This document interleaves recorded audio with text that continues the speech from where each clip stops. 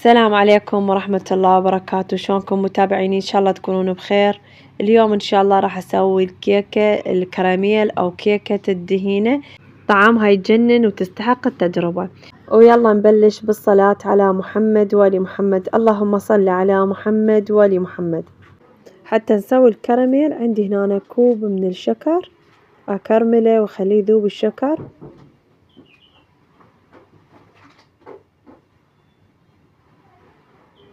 دير بالكم بهاي المرحلة لازم تنصون الطباخ تسوونه شمعة حتى لا يحترق الشكر ويصير طعمه مو طيب. بدأ يموع الشكر، أظل مستمرة بالتحريك الشكر لحد ما يذوب وياخذ لون الأشقر، وأضيف المي.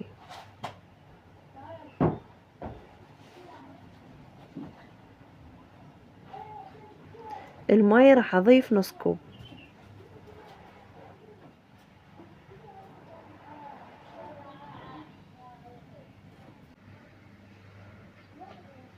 بعد ما تكرمل الشكر ضفت المي نص كوب وأتركه لحد ما يموع الكراميل ويستوى. أطفي عليه وهسه نبلش بالعجينة. الكراميل بعد كشموا عليه ما راح يجمد لأن احنا خلينا مي.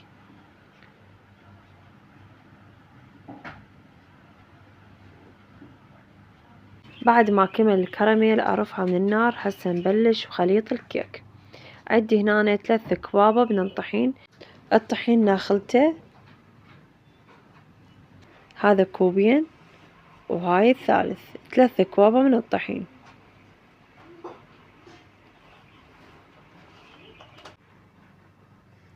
وراح أخلي نص خاشوقة من الهيل. الهيل راح يعطيها طعم يجنن، وظرفين من البيكنج باودر،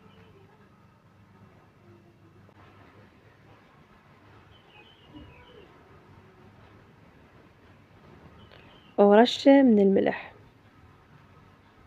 أخلط المواد الجافة وهسه نبلش بالمواد السائلة. وهسه نبلش مواد السائلة. 3 بيضات بحرارة المطبخ،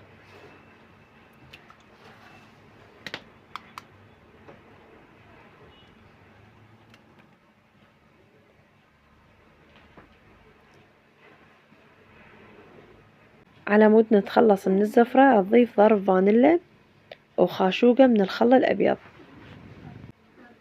وراح أضيف الشكر، كوب من الشكر، نفس الكوب اللي قست بيه الطحين راح أقيس بيه الشكر، ونص كوب من الحليب، ونص كوب من الزيت. أخلط المواد لحد ما تتلابس، وأخلط المواد كلها لحد ما تكون كريمية، وأضيف الطحين.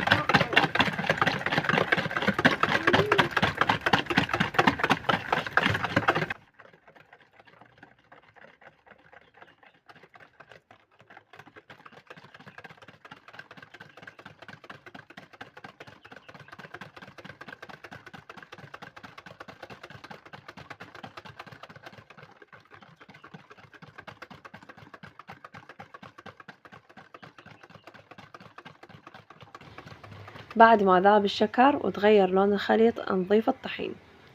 الطحين راح أضيفه بالتدريج.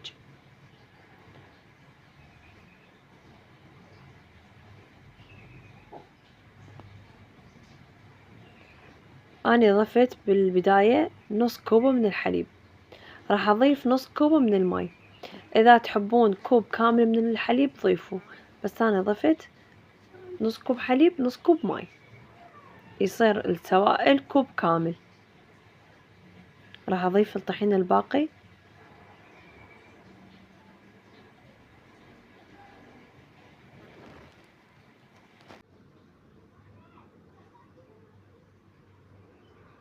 والنص كوب من الماء.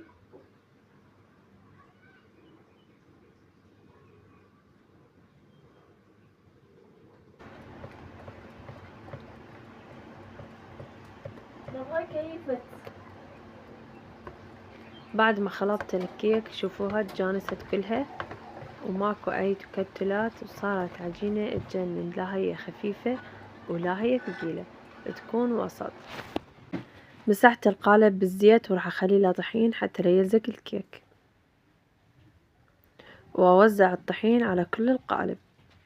بعد ما أجهز القالب راح أضيف الكراميل. شوفوا لون الكراميل ايش قد حلو صار. دير بالكم لا يحترق معدكم، ضروري يكون هيج لونه كلش حلو.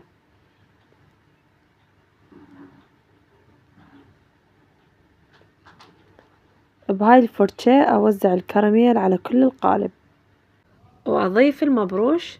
جوز الهند ضروري المبروش اللي يكون هذا الدهين والخشن.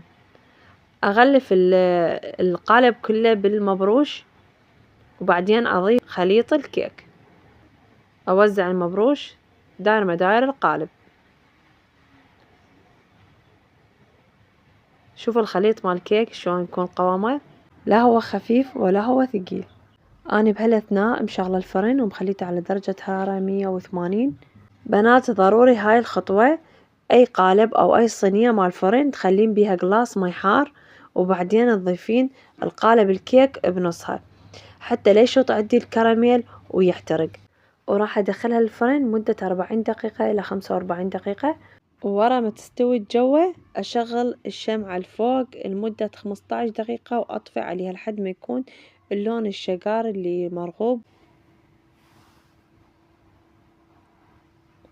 وهاي النتيجة بعد ما استوت صارت تجنن ولونها كلش حلو.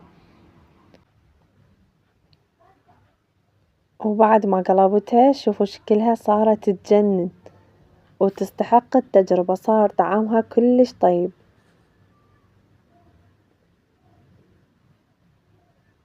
تختلف عن كيكة العادية، نكهتها كلش طيبة.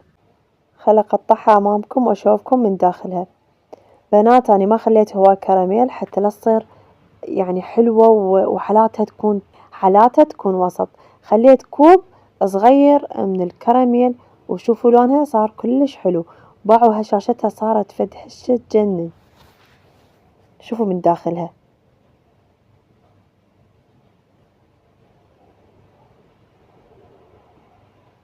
بعدها حارة ومن تبرد تصير بعد أطيب.